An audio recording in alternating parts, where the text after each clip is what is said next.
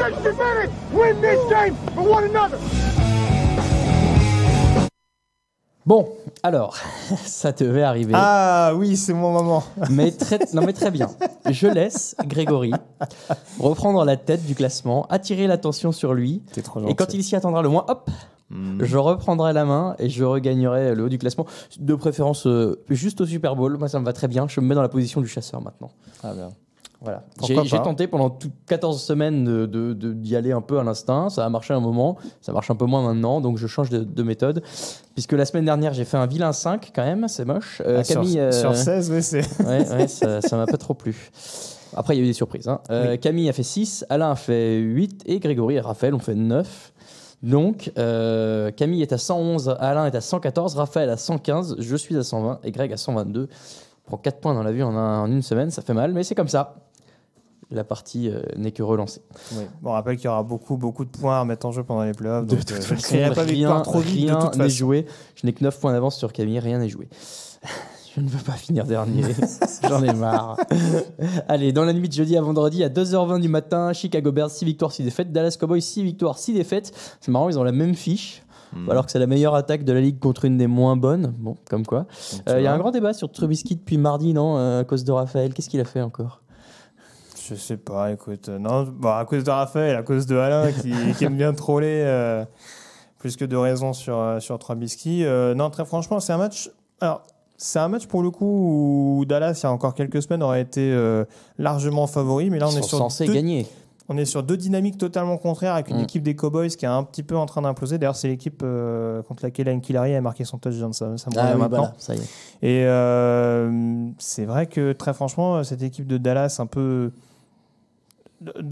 avec le symbole en effet de cette sortie de Jerry Jones, c'est vrai qu'il y a beaucoup de doutes qui s'installent en interne, avec, on le rappelle également, une intersaison qui s'annonce un peu agitée parce qu'ils ont beaucoup de joueurs cadres qui vont arriver en fin de contrat. On rappelle Dak Prescott notamment, Amari Cooper, je me demande si Byron Jones aussi n'est pas dans l'eau. Enfin, il y a quand même beaucoup de stars qui vont être éventuellement à reprolonger entre-temps. Et Van Esch est encore sous contrat rookie. qui ça? C'est pas Van Der Esch. Van Der Esch, non, pardon. je crois qu'il doit encore avoir une saison derrière. Ouais. Mais en tout cas, Jason Garrett, bien sûr, qui est en fin de contrat et pour qui il y a un gros doute.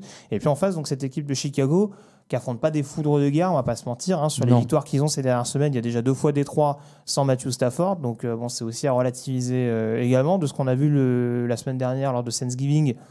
On n'a pas non plus été ébloui par les Bears. Voilà, très clairement.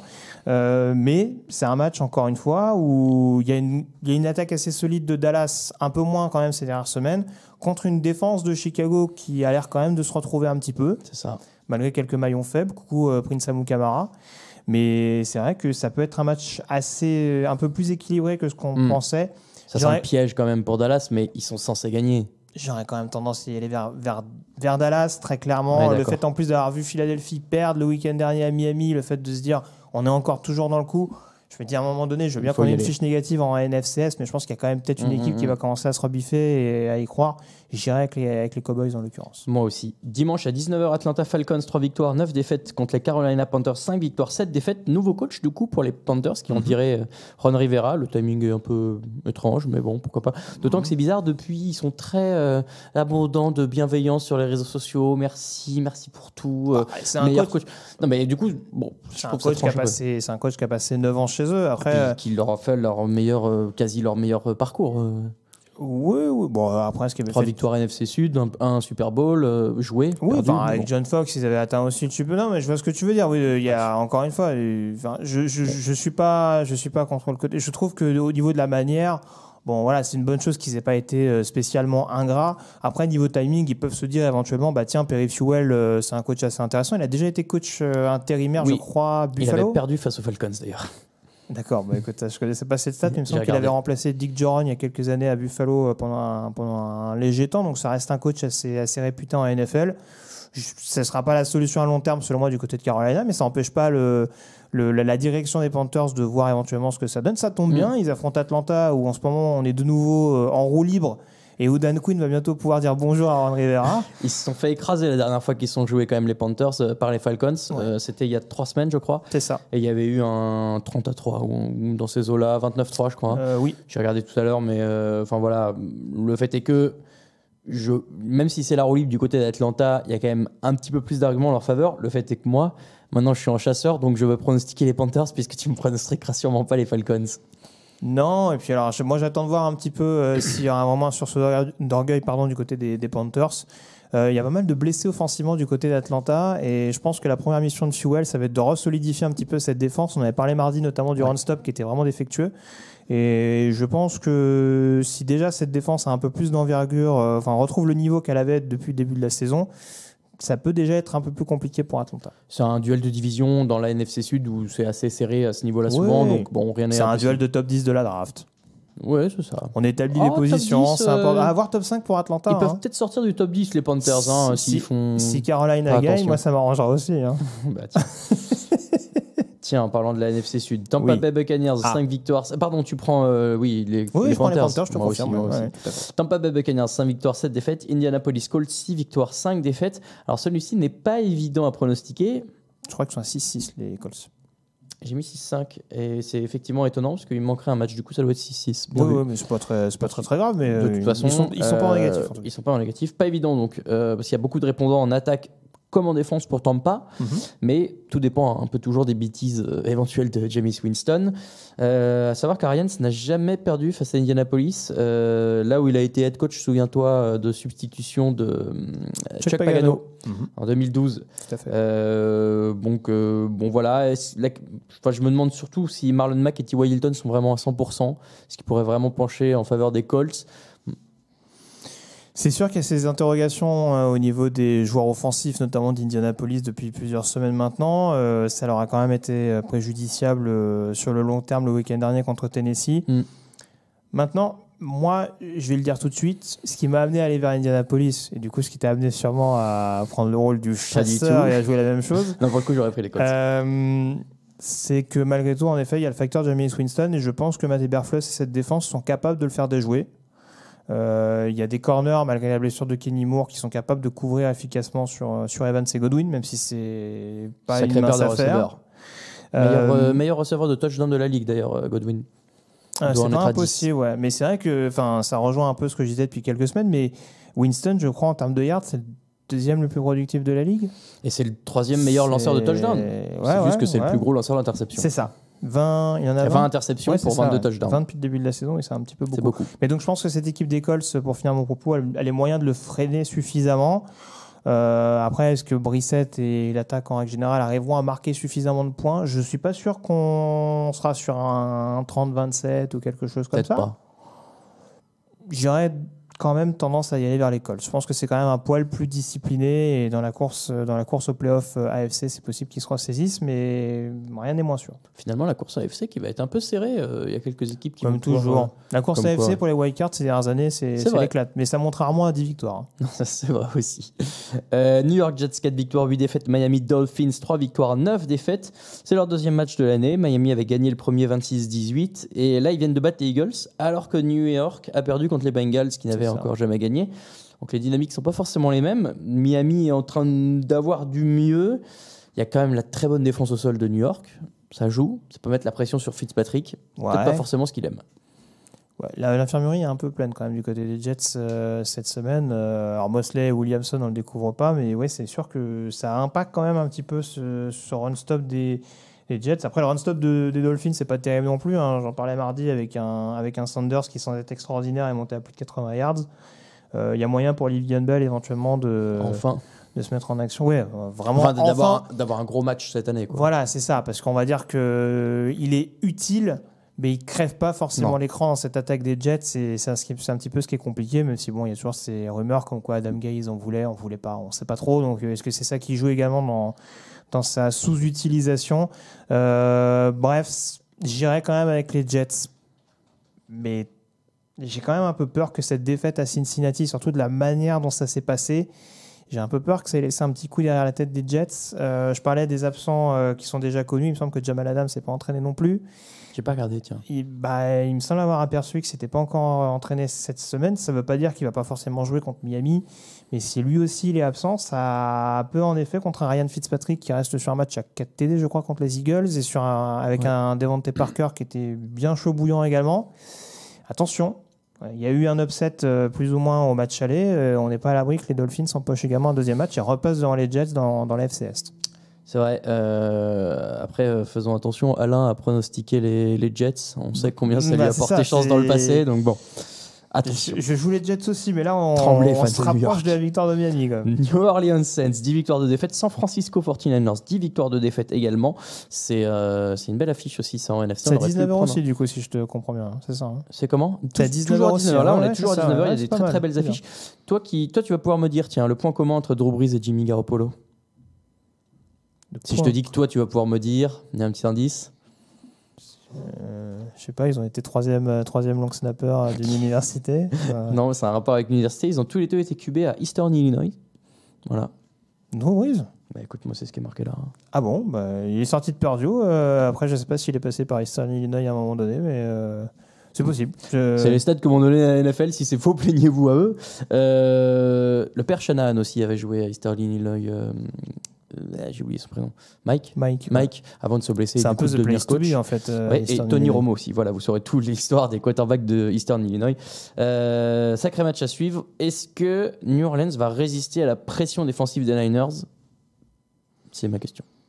Ouais, on peut retourner le problème dans l'autre sens. Est-ce que la défense des Niners va résister à la pression offensive des Saints? Parce que là aussi, on parlait des forces contre forces avec le Pats Chiefs.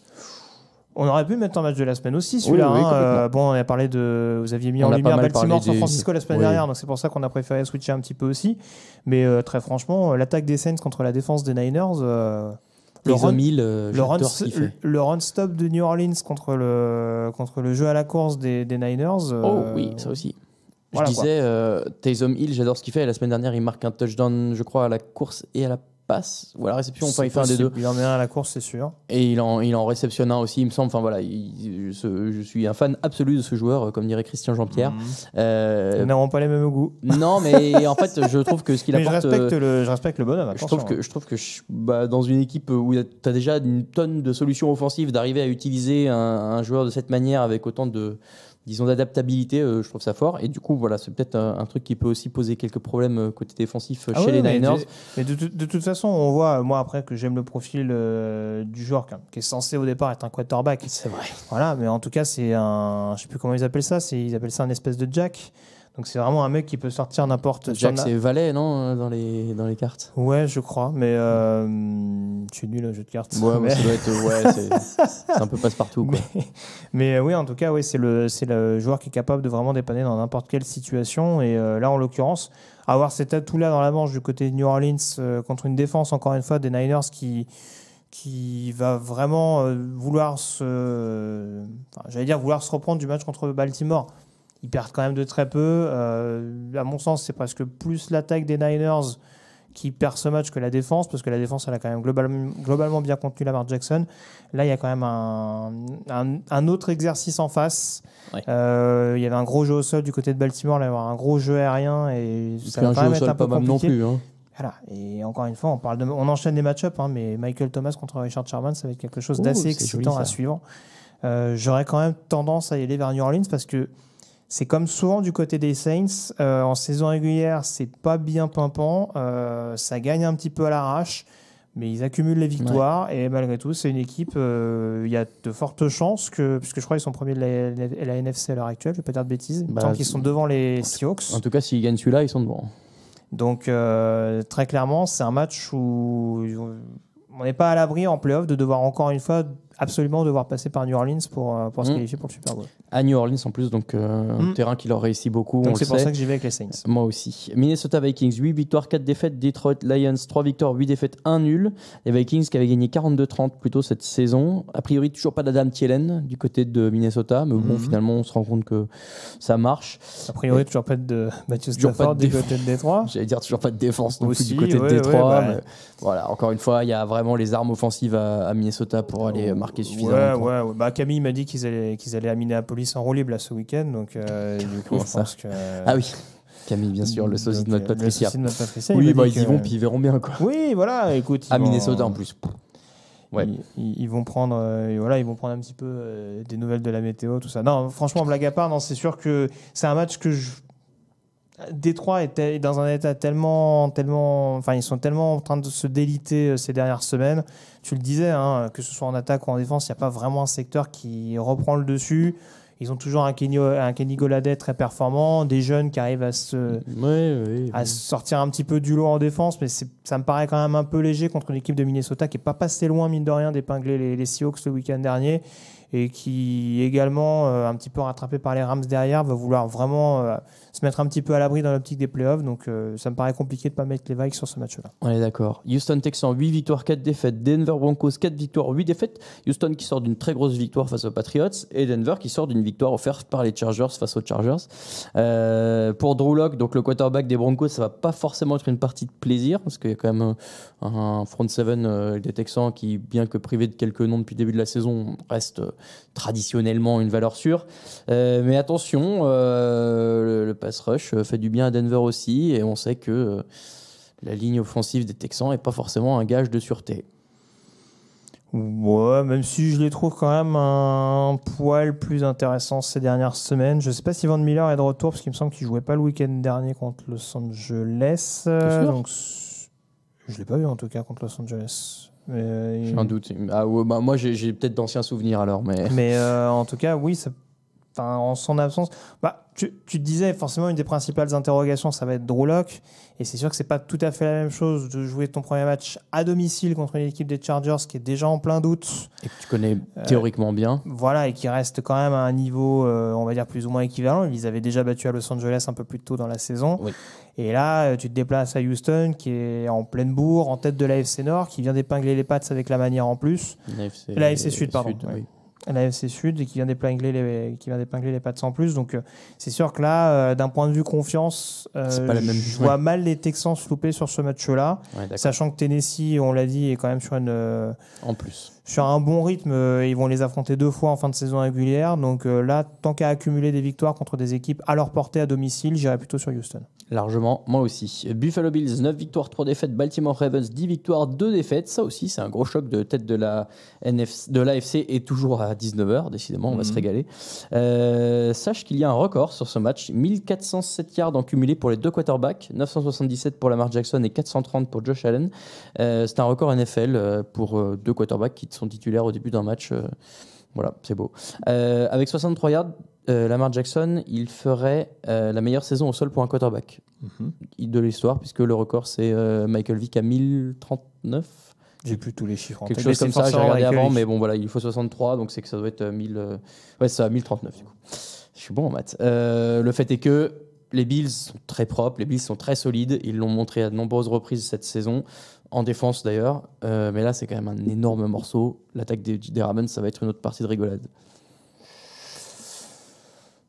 C'est un match où Baltimore est favori. C'est un match où je vais miser Baltimore.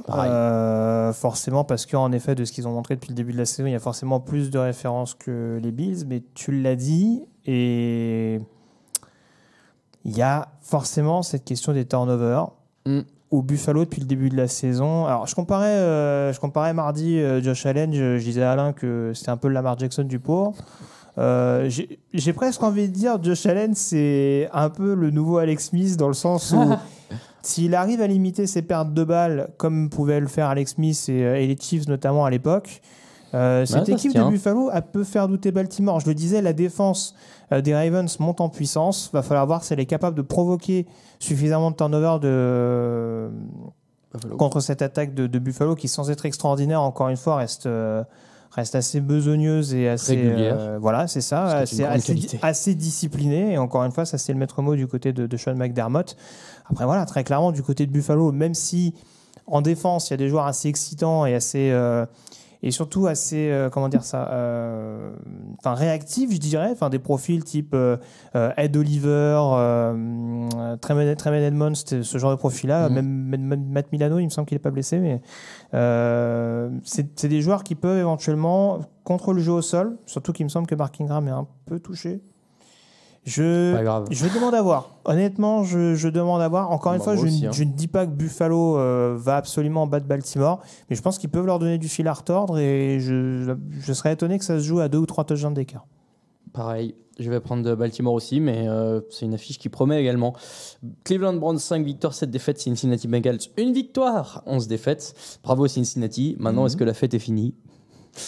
On va voir. Andy Dalton a montré de bonnes choses pour son retour contre la défense des Jets. Là, recordman de la franchise pour le nombre de touchdowns. Il affronte une équipe des Browns qui est un petit peu retombée de son nuage après, il me semble, 3 succès de suite et cette défaite donc du côté de Pittsburgh. Cleveland sera quand même favori parce que on va pas se leurrer, c'est pas parce que les Bengals ont empoché un match à la maison dans un match où Carlos Dunlap a fait la pluie et le beau temps que forcément ils vont gagner ce match-là. Après, c'est un duel de division, c'est un derby, franchement, c'est honnêtement, vaut mieux pour les Browns qu'ils le perdent pas celui-là parce que je m'inquiéterais pour Freddie Kitchens très sérieusement. Ça pourrait aller vite. Voilà, mais en tout cas, je pense que Cleveland alors je sais pas s'ils ont toujours une possibilité de play-off, mais en tout cas, ils restent quand même pas trop loin. Voilà, mathématiquement, ils ont encore une infime chance, je l'ai dit, à 9 victoires, sait-on jamais. Mais en tout cas, déjà, pour se rassurer, il faut au moins s'imposer contre la plus mauvaise équipe de la Ligue d'un point de vue comptable. C'est ça. Cleveland Browns pour nous de Green Bay Packers, 9 victoires, 3 défaites. Washington Redskins, 3 victoires, 9 défaites. Adrian Peterson va retrouver ses copains de Green Bay. La semaine dernière, il y avait une bonne victoire de Washington face aux Panthers. J'ai envie d'y voir un signe d'espoir pour l'avenir à Washington, mais pas sur ce match-là. Le run-stop de Green Bay, alors je ne vais pas dire de bêtises, ils avaient quand même un peu souffert à San Francisco de mémoire. Ouais, enfin face à San Francisco, il n'y a rien de honteux. Ah, j'ai pas dit qu'il y avait quelque chose d'honteux, mais si Washington a un jeu au sol aussi bien huilé que ce qu'on a vu à Carolina, alors c'est pour ça qu'on a toujours du mal à savoir si c'est vraiment le run-stop des Panthers qui s'est écroulé d'un coup ou si vraiment c'est l'attaque des Redskins qui a réussi à trouver une solution avec vraiment un jeu au sol à 2 têtes efficace. Mais en tout cas, du côté de Green Bay, ils sont bien entendu favoris parce que je pense que l'attaque, surtout avec le match que vient de faire Aaron Rodgers du côté de New York, on l'a dit, c'est pas toujours flashy Green Bay des 2 côtés du ballon, mais en tout cas, les matchs qu'ils doivent gagner, globalement, ils les gagnent depuis le début de la saison. Aaron Rodgers, c'est quand même pas mal. Ouais, 23 matchs à 4 touchdowns ou plus, c'est un record à égalité avec Brett Favre dans l'histoire de la NFL. Donc, ils seront favoris et je pense qu'ils vont marquer suffisamment de points pour battre cette équipe de Washington. Après, ils peuvent en prendre. Je suis curieux de voir. Je suis curieux de voir ce que va donner cette défense au sol, justement, contre le duo Peterson-Gase. On enchaîne avec les matchs enfin de 22h05. Jacksonville Jaguars, 4 victoires, 8 défaites. Los Angeles Chargers, 4 victoires, 8 défaites. Celui-là, il va être très, très Je suis pas déçu qu'il soit à 22h, celui-là. Ouais, moi non plus. Gardner Minshew est de retour, quand même. Petite nouvelle. 2 équipes qui vont compter plutôt sur leur défense, alors qu'il y a des playmakers un peu en attaque. Moi, je mets les Chargers aussi parce que tu as mis les Chargers. Mais sinon, j'aurais presque été tenté de mettre les Jaguars, tu vois. Ouais, franchement, là, tu jettes la pièce. Philippe Rivers contre les Jaguars, tu jettes la pièce. Il y a une équipe des Jaguars qui s'est bien fait marcher dessus par Tampa Bay le week-end dernier. Ouais. Et une équipe des Chargers qui, malgré une fin de match, encore une fois, un brin polémique et en effet une nouvelle défaite un peu crève-cœur à Denver, est quand même resté dans le coup jusqu'au bout, a montré une certaine réaction à un moment donné en deuxième mi-temps. Miles Jack qui est out jusqu'à la fin de la saison, ça peut être une donnée intéressante, surtout que le run-stop des Jags n'était déjà pas fabuleux. Donc ça me paraît suffisant pour les Chargers pour s'imposer. Après, on n'est pas à l'abri d'une énième déconvenue du côté de Los Angeles. Normalement, c'est bon. Normalement, ça passe. Allez, Chargers pour nous deux. Arizona Cardinals, 3 victoires, 8 défaites, 1 nul. Ça, c'est la même fiche que les Lions. Pittsburgh Steelers, 7 victoires, 5 défaites. C'est le remake du Super Bowl 43, la fameuse passe de Roethlisberger pour Santonio Holmes dans le coin de la end zone. Fitzgerald, pas valable, on ne le saura jamais. Fitzgerald est encore là, du côté d'Arizona. Alors, Pittsburgh va mieux quand même. Delvin Hodge a l'air d'être la solution. Mais moi, j'ai envie de croire que Kyler Murray peut faire mieux que lui. Et sur ce match-là, il peut le prouver. Alors, moi, c'est surtout ça. C'est vrai que Pittsburgh est favori, mais il y a quelque chose qui me pousse quand même à aller vers Arizona. Folie peut-être. Sans doute. Il y a peut-être de ça. Faut que je consulte. Attention. Mais en tout cas, du côté de Pittsburgh, une des données qui leur permet depuis le début de la saison, malgré leurs problèmes de blessure, d'être vraiment vaillants et de continuer à croire en play-off. Il me semble qu'ils sont toujours qualifiés provisoirement à l'heure actuelle. C'est notamment la solidité dans les tranchées. On ne peut pas dire que ce soit l'avantage d'Arizona depuis le début de la saison. Oh, un peu en défense. Ouais, un peu. Un peu en défense.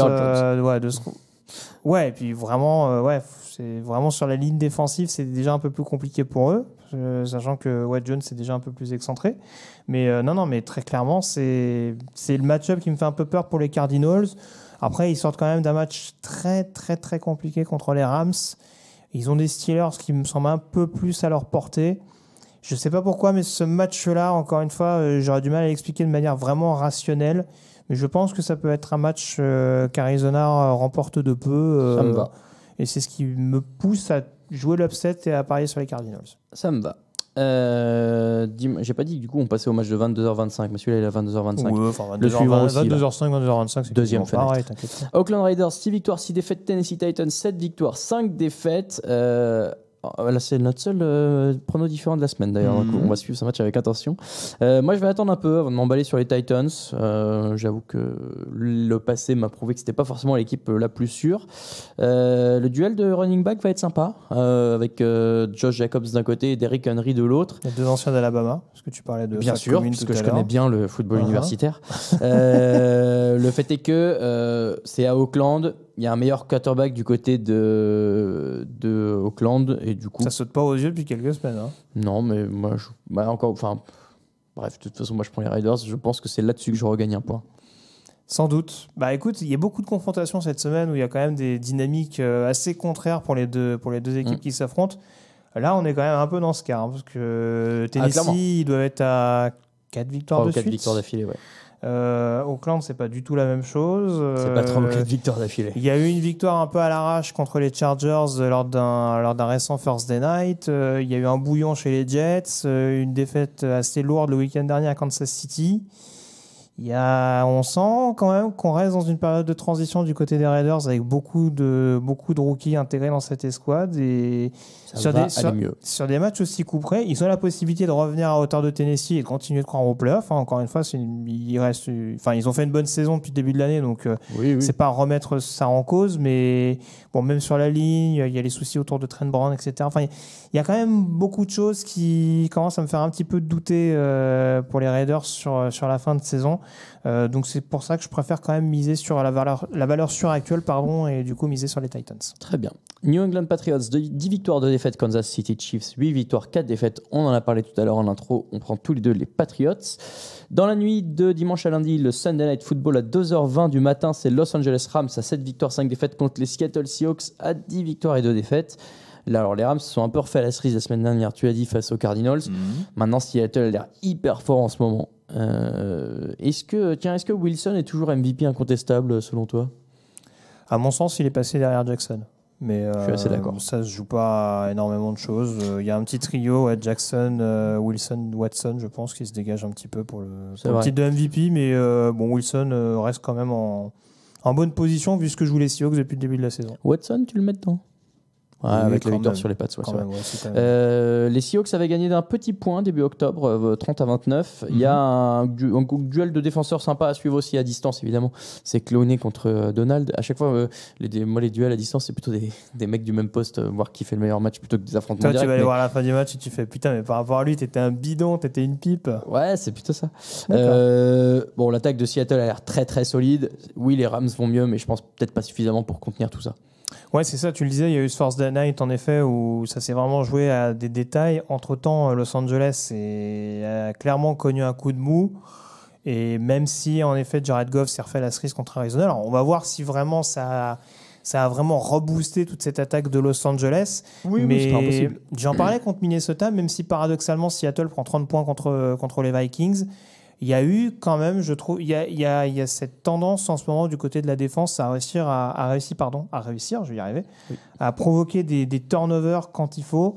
Et contre Jared Goff, ça ne me paraît pas être la chose la plus compliquée à faire. Donc, ça peut être un match de nouveau avec pas mal de points, mais ça peut également être un match où Seattle va réussir peut-être à créer la perte de balles, à prendre l'ascendant sur équipe spéciale. Je pense que ça va jouer à très peu de choses, mais je les vois éventuellement faire l'action qui va leur permettre de s'imposer de nouveau et de rester potentiellement dans les premiers spots de la NFC dans le titre des playoffs. Dans la nuit de lundi à mardi à 2h15 du matin, c'est le Monday Night Football entre les Philadelphia Eagles à 5 victoires et 7 défaites face aux New York Giants à 2 victoires et 10 défaites. Alerte NFC Est, oubliez tout le sens commun, oubliez toute la logique, rien n'est possible. Tout est vrai, tout est possible. Enfin, bref, c'était honteux de perdre face à Miami pour les Eagles. On l'avait dit avant, franchement ce serait honteux. Est-ce que c'est pire de perdre face à New York ? Ce serait dans une forme de continuité. On C'est pourra vrai. dire que les Eagles, au moins, auront été réguliers tout au long de la saison. C'est vrai. Pat Shurmur n'a jamais battu les Eagles avec New York en 3 rencontres. Donc, après, voilà, les jeunes de New York vont prendre un peu d'expérience, c'est bien, ça va les entraîner, blablabla. Et puis, au pire, Peterson, il trouvera bien une excuse. Ah ouais, mais bon, si Saquon Barkley avait pas mis 2 touchdowns et 170 yards, peut-être qu'on aurait gagné ce match. Hein, c'est un peu la tendance. Très franchement, alors j'y vais avec les Eagles quand même, parce que d'un point de vue comptable, voilà, et puis Oui. parce que Philadelphie a toujours la possibilité de remporter la NFC Est malgré leur saison plus que compliquée. Très franchement, si upset sur ce match-là, je suis pas étonné. Non, mais voilà. Même Encore si une les fois, Giants sont au fond du trou et je sais plus, ils sont à quoi? Ils sont à 5-6 défaites de suite, je vais pas me tromper, mais possible, ouais. depuis le match face à Washington, ils en touchent plus une. Il y a Daniel Jones qui sera absent et le retour d'Eli aussi. Ah bon? Oui, Mais il me semble avoir vu ça. on m'a pas prévenu. Ah bah écoute, je crois alors, qu'il y a un article sur le site. prévenir les auditeurs. Monsieur Non, moi, je Leroy. lis pas le site. J'ai pas le temps. C'est faux. Lisez, je donne active, bien sûr. Non, mais très bien. Donc Très, très bien. sur ce d'orgueil d'Eli qui tape les Eagles et bon là va falloir se poser des questions quand même du côté de Philadelphie, mais non les Eagles quand même pour moi Ouais, moi aussi. pour jouer la sécurité. Tout va bien, mais effectivement, ça peut être rigolo. Voilà pour tous les pronos de la semaine 14. On passe aux meilleures cotes.